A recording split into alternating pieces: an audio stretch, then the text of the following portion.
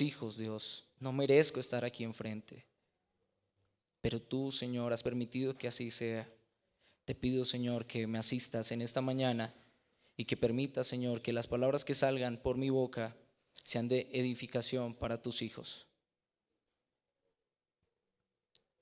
para tu nombre y para tu gloria, Señor.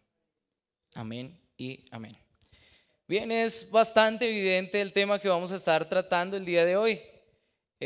Vamos a estar hablando acerca de no juzgar. Y el título que le he puesto a este sermón es ¿juzgar o no juzgar? Ese es un gran, no sé, dilema, duda, pregunta, inquietud de nosotros como cristianos. ¿A ustedes en algún momento de sus vidas como cristianos les ha pasado por la cabeza, ¿será que es permitido o no es permitido juzgar? ¿Acaso el Señor en este pasaje nos está ordenando que de ninguna manera podemos emitir un juicio sobre alguna persona? ¿Cuál debe ser mi posición como cristiano frente a esta palabra? Cuando el Señor dice, no juzguéis, ¿para qué? No seáis juzgados. ¿Debo guardar silencio entonces frente a cualquier situación que se presente bajo esta premisa? Estas son unas de las preguntas que intentaremos responder en este sermón. En la actualidad es común escuchar frases como, tú no eres quién para juzgarme.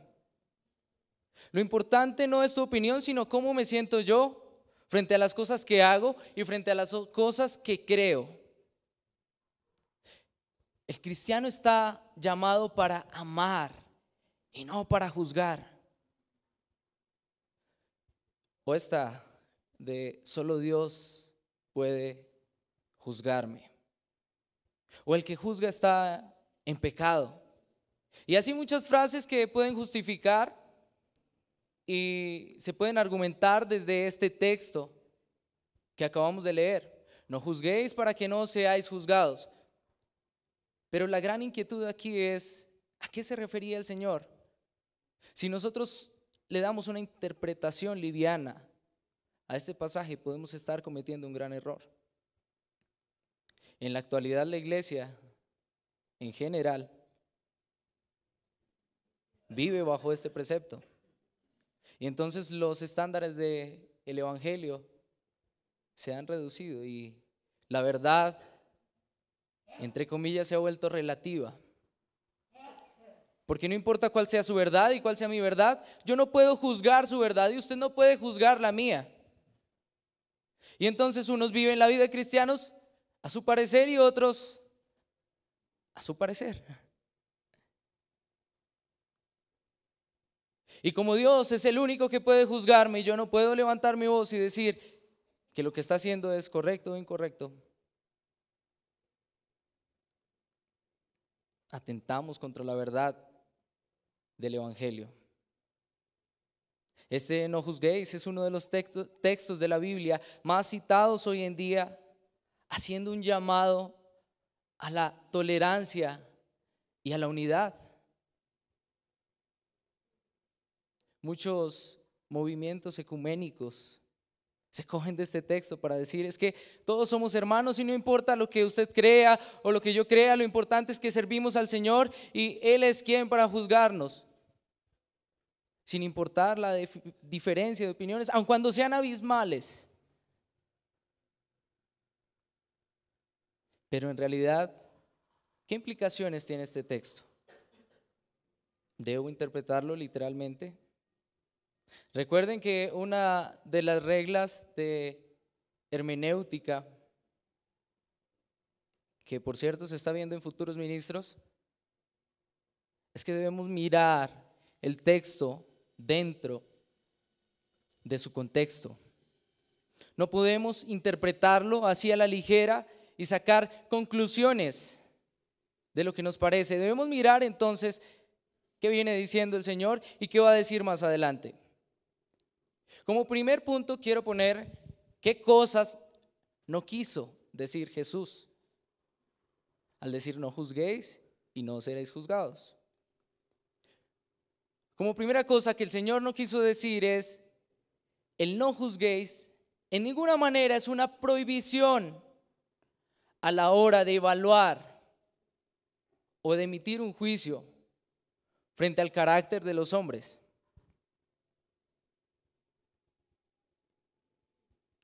Hoy en las iglesias hay muchos hermanos y personas que no viven una vida recta delante del Señor y lo hacen públicamente, pero los hermanos guardan silencio porque no debemos juzgar.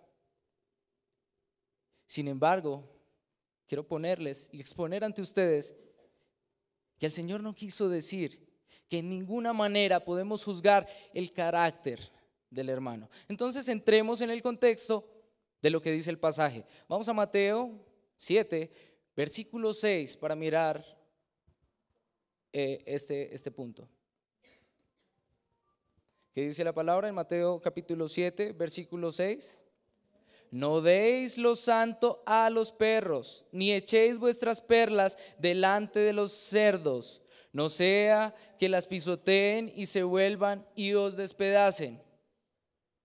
Y yo les pregunto, hermanos, ¿cómo podemos saber cuáles son los perros de los que nos habla el Señor y los cerdos de los que habla el Señor? Debemos hacer un juicio, una valoración de a quién le estamos exponiendo la palabra, para no echarle las perlas a los cerdos ni darle lo santo a los perros. Miremos otro versículo, versículo 15 del mismo capítulo. Guardaos de los falsos profetas que vienen a vosotros con vestidos de ovejas, pero por dentro son lobos rapaces. Guardaos de los falsos profetas que vienen disfrazados. Ellos no vienen con un rótulo que dice falso profeta. Vienen disfrazados de ovejas. Inclusive son muy buenos oradores y son muy buenos charlatanes. Pero como estamos bajo la premisa de que no debo juzgar, entonces simplemente escucho su predicación, escucho lo que tiene que decirme y yo no soy quien para opinar frente a lo que él está hablando, porque no juzguéis si no queréis ser juzgados. Y nos aterroriza el ser juzgados. Sin embargo, aquí el Señor les está diciendo: guardaos de los falsos profetas que vienen vestidos como ovejas. Miremos el verso 20 del mismo capítulo. Así que por sus frutos los conoceréis. Obligatoriamente tenemos que hacer una evaluación. Y quiero hacer un llamado, iglesia, que estemos evaluando cuál es el alimento que estamos recibiendo.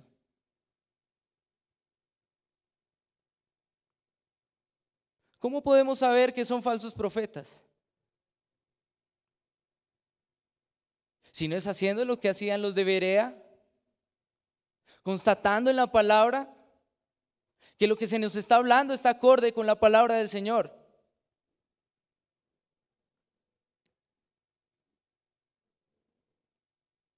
Pero es triste, hermanos, que en la mayoría de las iglesias no se le da un estudio a conciencia a la palabra. Y que a veces, si no es por pereza, es bajo esta premisa que no hablamos y no levantamos la mano diciendo: eso no está de acuerdo a la palabra.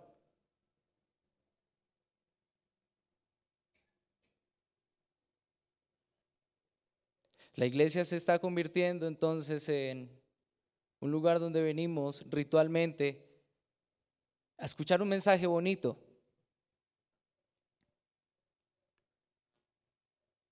pero no nos preocupamos por si estamos escuchando la palabra del Señor o no.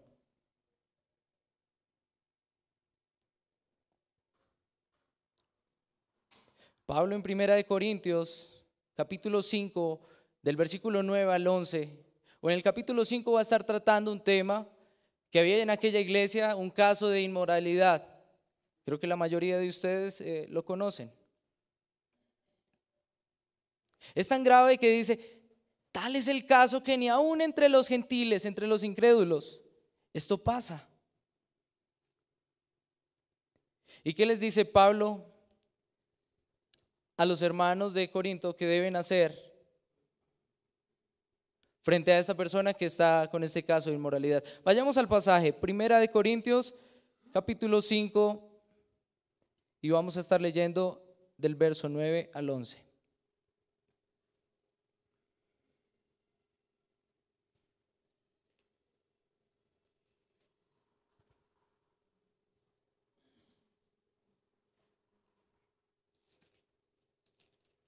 Primera de Corintios, capítulo 5, del verso 9 al 11. Dice así: os he escrito por carta que no os juntéis con los fornicarios, no absolutamente con los fornicarios de este mundo, o con los ávaros, o con los ladrones, o con los idólatras, pues en tal caso os sería necesario salir del mundo. Más bien os escribí que no os juntéis con ninguno que llamándose hermano fuese fornicario, o ávaro, o idólatra, o maldiciente, o borracho, o ladrón, con el tal ni aún comáis. Es fuerte el juicio que emite Pablo aquí, pero él ha hecho una evaluación del carácter, de la conducta de una de las personas que asistían a la iglesia de Corinto, que era considerado como un hermano. ¿Y qué dice? Con el tal ni aún comáis. Y les hace la aclaración. No es que les esté diciendo que de todos los fornicarios, de todos los adúlteros, de todos los idólatras, sino de aquel que dice llamarse hermano, pero su conducta no lo evidencia. Realmente no ha sido transformado por la palabra. Ahora, hermanos, no quiero que me malinterpreten. Porque si fuera por una conducta perfecta, creo que pues todos deberíamos ser echados fuera de la iglesia. Pero hay evidencias. Acabamos de leer, por sus frutos los conoceréis. Y aquel que ha sido transformado por la acción del Espíritu Santo mostrará evidencias de esa transformación. Estamos llamados a vivir como cristianos, aun cuando fallemos, mantener una actitud de arrepentimiento y humillación delante del Señor. Aquel que peca deliberadamente, aún llamándose cristiano, no debe ser considerado como hermano. Esto tampoco quiere decir que lo vamos a sacar de la iglesia y no le vamos a permitir entrar entonces y ya no le voy a hablar. Debo considerarlo como alguien que debo predicarle el evangelio, porque aún no ha conocido al Señor, el de las gafas, simplemente porque la Biblia dice o el Señor dice, no juzguéis. No debemos tomar esto como excusa para evadir nuestra responsabilidad como cristianos, que es exhortarnos los unos a los otros.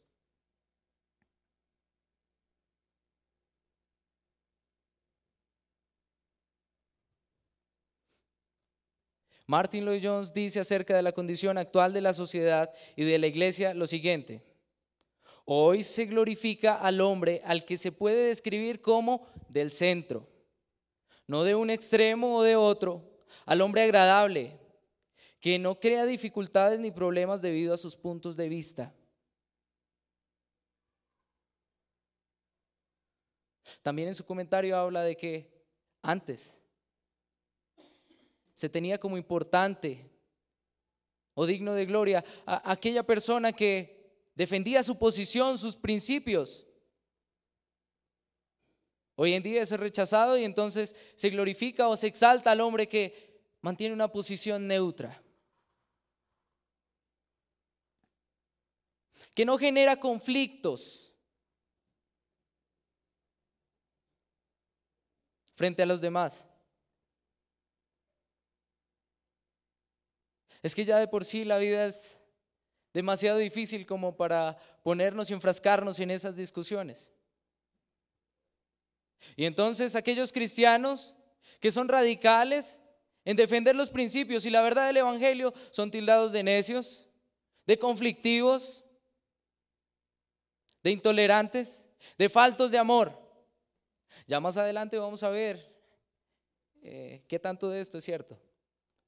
Por ahora estamos mirando qué no quiso decir el Señor. Y en este primer punto, el Señor no prohibió valorar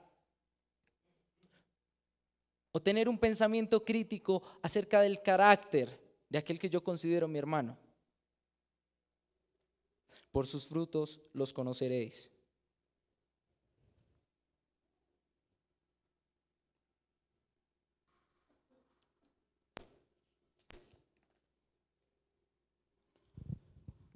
Como segundo punto, el Señor no quiso decir o no prohibió.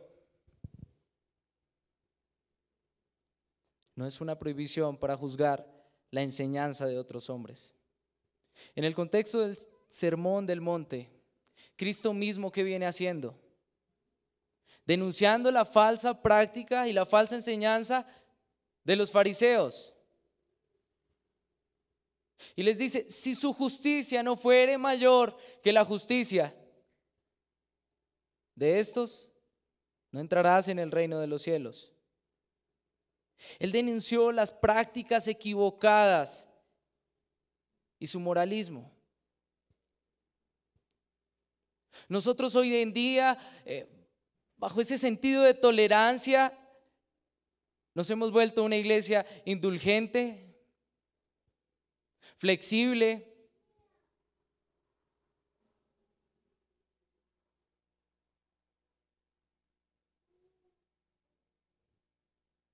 Preferimos evitar la confrontación, bien sea por el desconocimiento o simplemente porque no nos interesa o no estamos preocupados por defender la verdad. Más bien procuramos estar cómodos y buscar a alguien que nos hable bonito.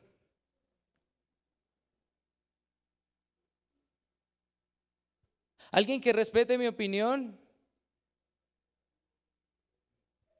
Alguien que no me incomode diciéndome que estoy haciendo mal. Alguien que no me hable de pecado, sino aquel que me hable del amor del Señor. Pablo en Gálatas, capítulo 1, versículo 8, hablándole a aquellos que se habían desviado del evangelio, les dice: si aún nosotros o un ángel del cielo les predica un evangelio diferente al que se les ha anunciado, este sea ¿qué? Anatema. ¿Qué significa anatema? Maldito, maldición. Vuelve y profiere un juicio. Y entonces, ¿qué quiere decir el Señor cuando dice no juzguéis y no seréis juzgados? Si Pablo más adelante, después de muerto Cristo, está diciendo: aquel que les predique un evangelio falso, aquel falso maestro, sea maldito. A ese hombre con ese caso de inmoralidad allá en Corinto, ni siquiera coman con él. No lo tengan por hermano. ¿Acaso Pablo entonces está cometiendo un pecado al juzgar tan duramente a aquellas personas? Creo que si hoy pasara eso, quien sería excomulgado es aquel que evidencia el pecado de los demás. Porque no está siendo tolerante. Hoy en día las iglesias están frente a un problema con el tema de la igualdad de género.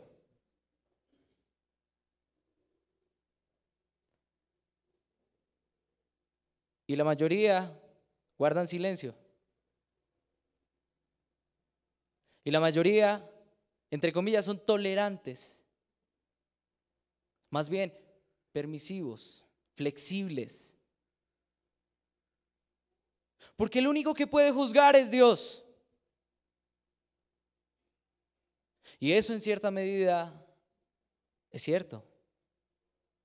Pero no debemos tomarlo literal.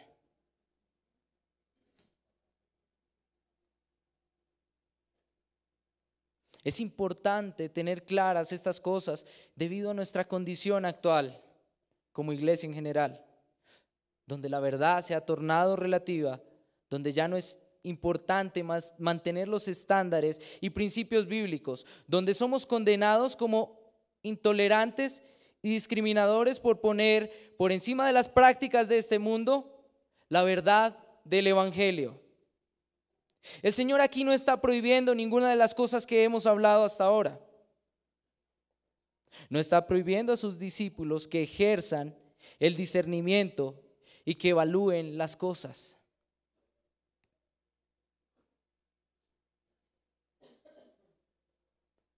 Y ustedes deben estarse preguntando, ¿y entonces qué quiso decir el Señor? ¿Cuál debe ser mi posición entonces frente a lo que el Señor dijo aquí? No juzguéis y no seréis juzgados. ¿Cómo debo asumir esta verdad? John Stott en su comentario a este pasaje dice lo siguiente: el pasaje no puede entenderse como un mandato a suspender nuestras facultades críticas hacia otras personas y volvernos ciegos a sus faltas, rehuir a toda crítica y rehusar discernir entre la verdad y el error, entre lo bueno y lo malo. No podemos interpretar este pasaje de esta manera. Y yo estoy haciendo suficiente énfasis en esto porque es un problema de la iglesia actual.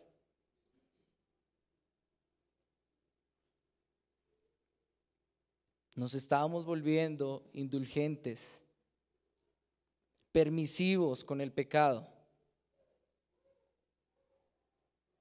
La disciplina en la iglesia ya casi es inexistente. Y bueno, este tema de la disciplina será en otra ocasión. Sin embargo, tiene que ver con el tema, porque si se aplicara hoy la disciplina, sería escandaloso, sería extremadamente exagerado.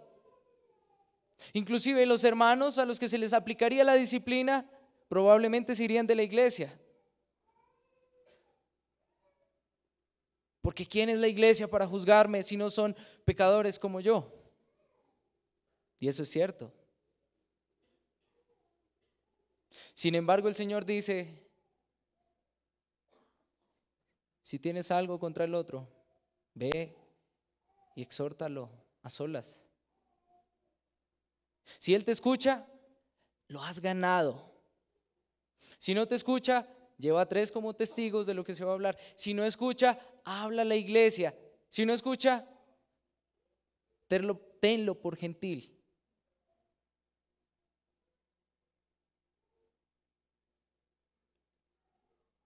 Parece que hay una contradicción, entonces. Pero no es así. El Señor aquí no nos está mandando a guardar silencio. Viendo todo esto, entonces, pasemos a la segunda parte. ¿Qué es lo que Cristo quiso decir con estas palabras? Volvamos a leer entonces los primeros 2 versículos del capítulo 7 del Evangelio de Mateo.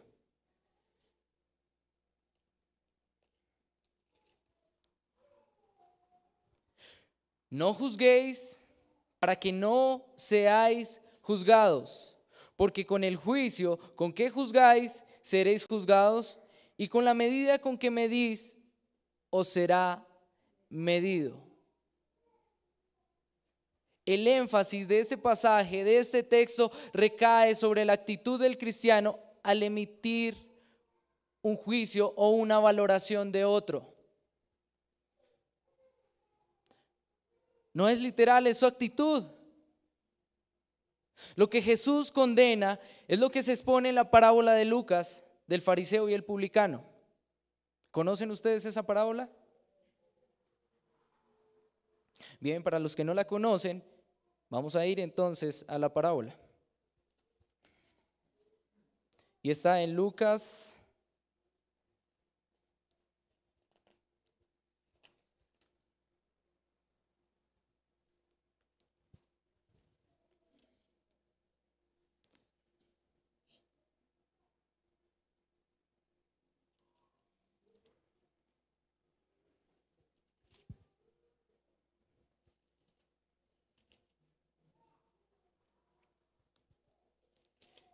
Hermanos, debo pedirles perdón, no anoté la cita, pero vamos a buscarla para que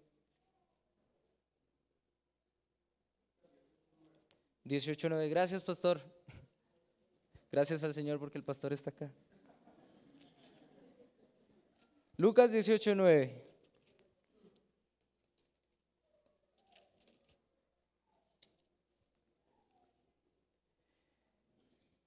Dice la palabra del Señor: a unos que confiaban en sí mismos como justos y menospreciaban a otros, dijo también esta parábola. Dos hombres subieron al templo a orar. Uno era fariseo y el otro publicano. El fariseo, puesto en pie, oraba consigo mismo de esta manera: Dios, te doy gracias porque no soy como los hombres, como los otros hombres, ladrones, injustos, adúlteros, ni aún como este publicano. Ayuno 2 veces a la semana, doy diezmos de todo lo que gano. Mas el publicano está lejos, mas el publicano, estando lejos, no quería ni aún alzar sus ojos al cielo, sino que se golpeaba el pecho diciendo: Dios, sé propicio a mi pecador. Os digo que éste descendió a su casa justificado antes que el otro, porque cualquiera que se enaltece será humillado, y el que se humilla será enaltecido. Recuerden que dentro del pasaje del Sermón del Monte, el Señor está condenando el espíritu de las prácticas de los fariseos. Y en el capítulo 5, versículo 20 les dice: si su justicia no es mayor que la de ellos, no entrarán en el reino de los cielos. Tengamos en cuenta eso a la hora de analizar este pasaje. ¿Cómo estaban juzgando entonces los fariseos? Dice el verso 9 aquí del capítulo 18 de Lucas: a unos que confiaban ¿en quién? En sí mismos. ¿Cómo qué? Como justos. El fariseo se consideraba justo, confiaba en su propia justicia y a partir de él mismo juzgaba a los demás. Que dice: gracias, Señor, porque yo no soy como él. Gracias porque no soy como los que están afuera, ni siquiera como este publicano. Porque yo sí voy a la iglesia, porque yo sí oro, porque yo sí tengo un devocional. Pero este hermano lo vemos allá un domingo cada 15 días. Y entonces, en vez de llamarlo y exhortarlo y animarlo, estamos diciendo: no, es que este no es cristiano. En base a nuestras prácticas, a nuestra propia justicia. Desde su perspectiva, los fariseos juzgaban a los demás y ellos estaban por encima. Y eso entonces los facultaba para ponerse en el estrado y emitir un juicio de condenación hacia ellos.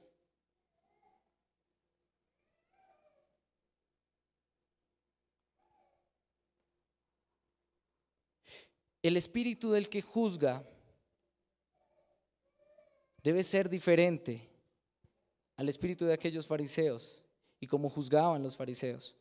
¿Cómo debe ser entonces nuestro espíritu al hacer una valoración o hacer una crítica o emitir un juicio frente a nuestro prójimo o frente a nuestro hermano? Debemos considerarnos como ese publicano que dice: sé propicio a mí, Señor, que soy pecador. ¿Recuerdan en el Sermón del Monte la primera bienaventuranza? Los pobres en espíritu. Y la segunda, los que lloran. ¿Por qué lloran? Porque se han conocido y saben su condición real delante del Señor. No debemos desconectar todo esto del pasaje a la hora de venir a mirar el no juzguéis y no seréis juzgados. Porque en el versículo 2 el Señor dice, porque con la medida que medís, o como ustedes juzguen, serán juzgados. Aquí el Señor está dando por sentado que de alguna manera nosotros vamos a emitir un juicio, una valoración frente al otro. Ahora, hermano, tenga en cuenta que es inevitable para el cristiano, para el verdadero cristiano, siquiera no evaluar lo que le es enseñado. Pero debe tener en cuenta que de la manera que él emita su valoración, su juicio, de esa misma manera él va a ser juzgado, valorado. El cristiano no debe olvidar su condición delante del Señor a la hora de mirar a los hermanos.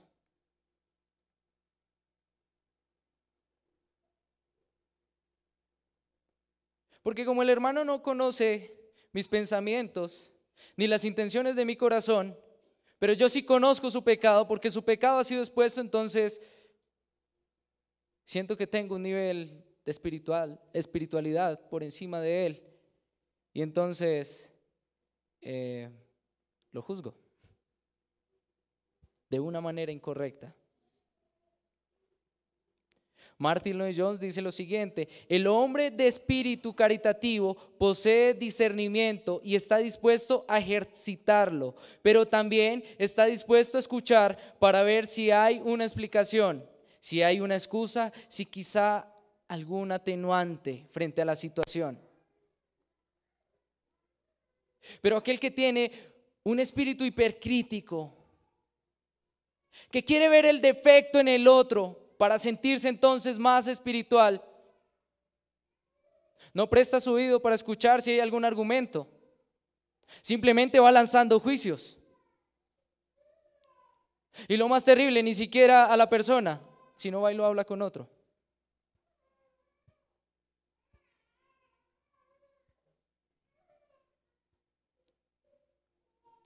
El que posee discernimiento está dispuesto a ejercitarlo, pero también a escuchar. Bienaventurados los misericordiosos.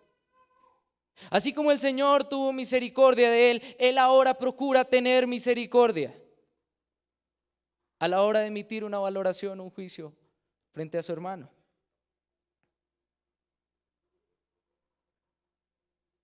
Nuestro afán no debe ser condenar al hermano.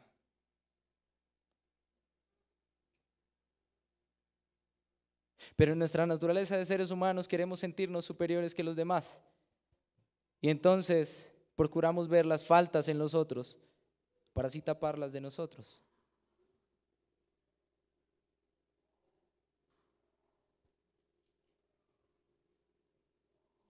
Proverbios 18:13 dice lo siguiente: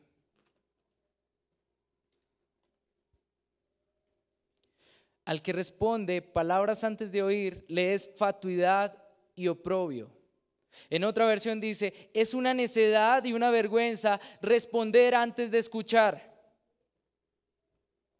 Porque usted solo conoce lo que ve o lo que escucha, pero usted no conoce motivaciones ni intenciones del corazón. Eso lo conoce el Señor.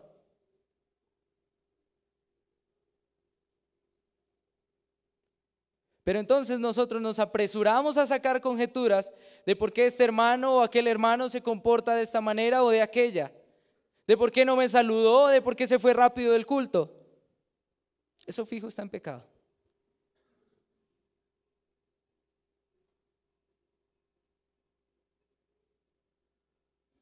¿O porque esta familia hace tanto tiempo no viene a la iglesia? Uy, no, se descarriaron.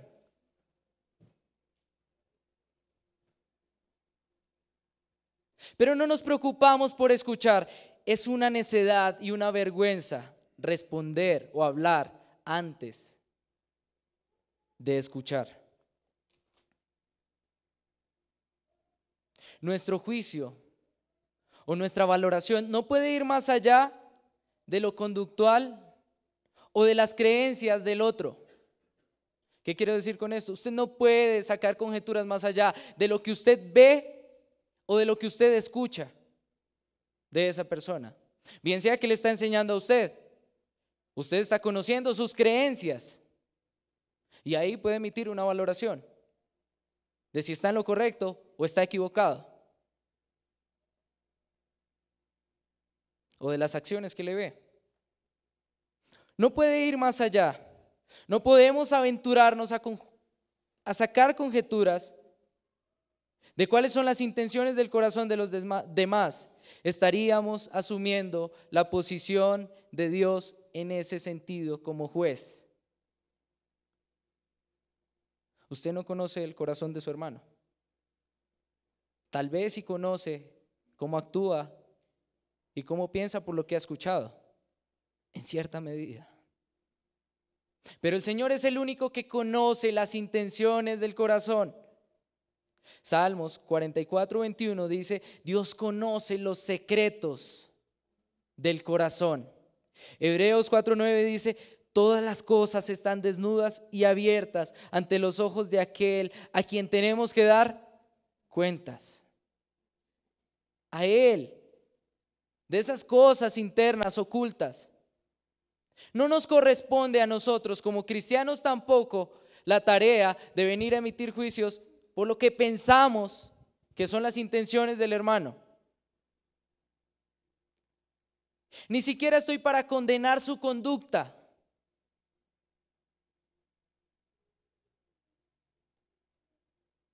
Estoy para exhortarlo, animarlo y acompañarlo. Porque así como él cae, así como él se equivoca, yo también.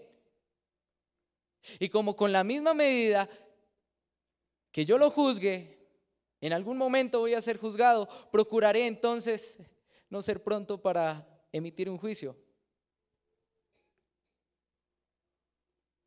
Y la misma misericordia que el Señor me mostró al perdonar mis pecados, debo mostrar yo al ver las faltas de mi hermano. Ir con él y a solas, en amor, en misericordia.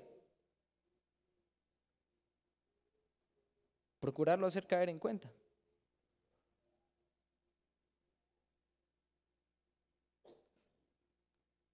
Por ejemplo, hay un hermano que, no aquí, en otra congregación, que viene apenas inicia el culto. Llega, está en el servicio y apenas está terminando, se va. Y así en repetidas ocasiones.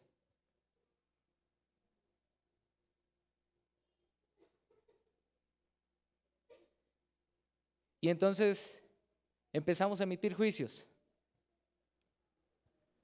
Claro, como, ¿será que se cree de mejor familia que no saluda a los hermanos?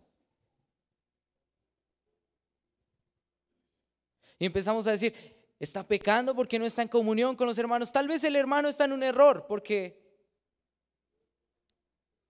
no está en comunión con la congregación y no comparte con los hermanos. Pero la manera correcta es que usted vaya, lo llame. Hermano, ¿podemos compartir un ratico, dialogar antes de que se vaya?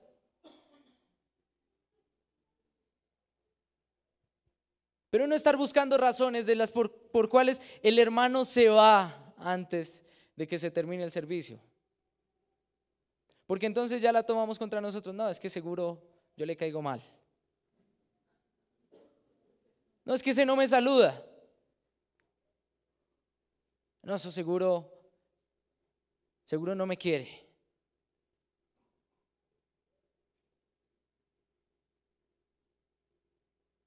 Somos prontos para lanzar juicios.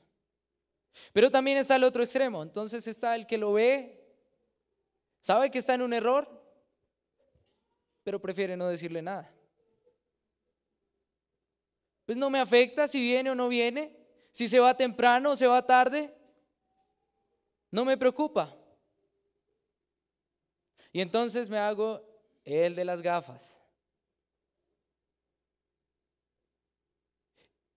Y ahí es donde no estoy teniendo misericordia con mi hermano también para exhortarlo y hacerlo venir al camino. Esto como por poner un ejemplo. Hebreos 4:12 dice: y el Señor discierne los pensamientos y las intenciones del corazón. Pero eso es Él, no nosotros, hermano.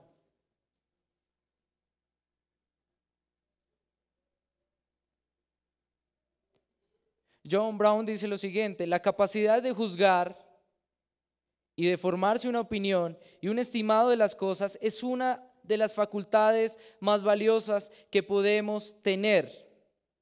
El correcto uso de estas facultades es uno de nuestros deberes más importantes. El correcto uso de esas facultades. El Señor en Juan 7:24 dice: juzgad con justo juicio. Con justo juicio. ¿Cuál es el único juicio justo? ¿El del Señor? ¿El de su palabra? No lo que a usted le parece, ni lo que usted cree. Entonces, ¿cuál debe ser la posición del cristiano frente a este tema? El Señor nos ha dotado de la facultad de ser críticos, pero debemos usar estas facultades de la manera correcta. Siempre debemos considerarnos primero a nosotros mismos, bajo la premisa del versículo 2. Porque con el juicio con que juzgáis, seréis juzgados, y con la medida que medís, seréis medidos. Tenga en cuenta esto, hermano. Con el juicio con que usted juzga al otro, así será juzgado. ¿Qué tan misericordioso es? ¿Qué tan implacable es?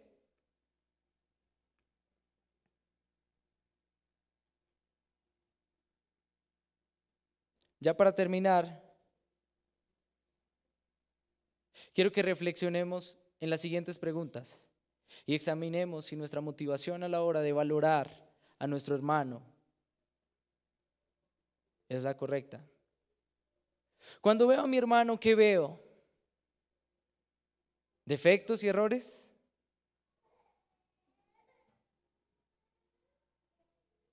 Cuando pienso en el otro, ¿qué resalta más?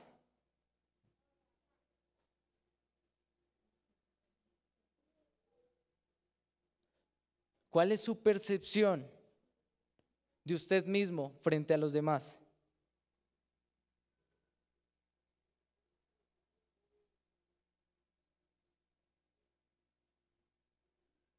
Debemos rogar al Señor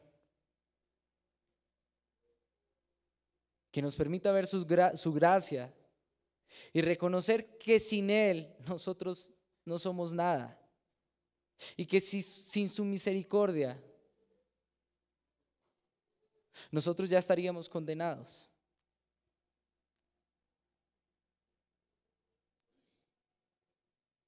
¿Cuál sería su juicio de una persona si llegara hoy alguien lleno de tatuajes a escuchar la palabra del Señor? Quiero que lo piensen sinceramente.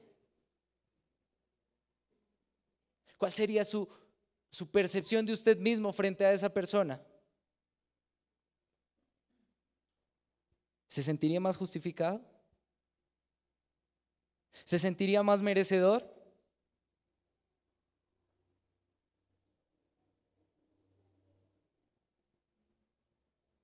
Creo que a veces no somos tan directos, pero sí lo pensamos.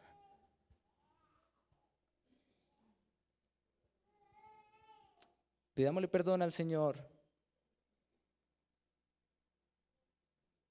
porque a veces nos vamos a ese extremo y nos volvemos moralistas, elevando el concepto de nosotros mismos.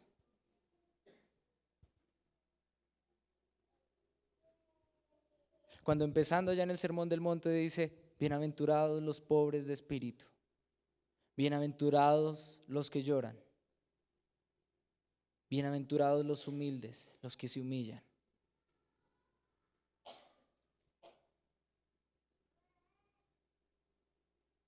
No podemos guardar silencio, ni hacernos los de la vista gorda.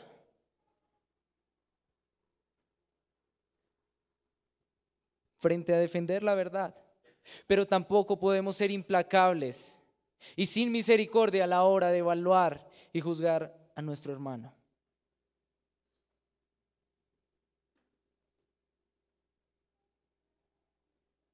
Puestos en pie, por favor, vamos a orar. Señor Dios, te doy gracias por este tiempo que nos permites estar aquí delante de ti, Señor. Perdónanos, Señor,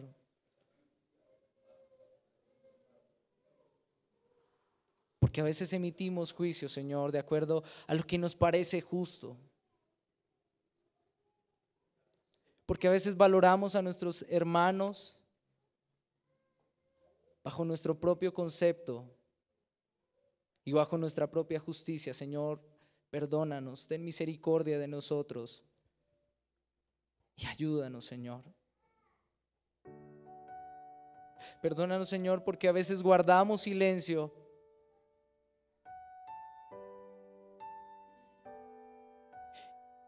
y nos hacemos, Señor, ciegos ante las faltas y ante la mentira, Dios. Perdónanos, Señor, porque a veces hemos callado y no hemos defendido tu evangelio.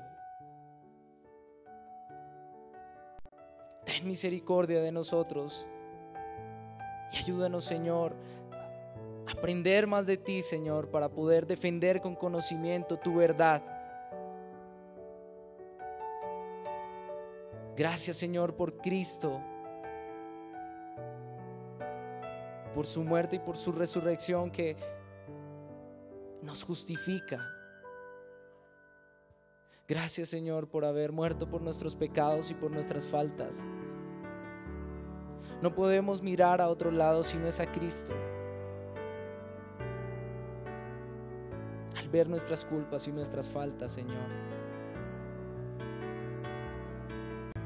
ten misericordia de nosotros y ayúdanos, Señor, a practicar tu verdad, a andar en tu verdad, Dios.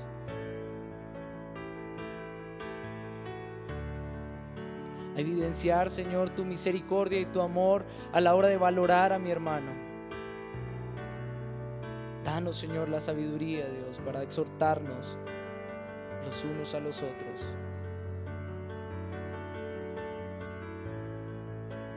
Gracias, Señor. Amén.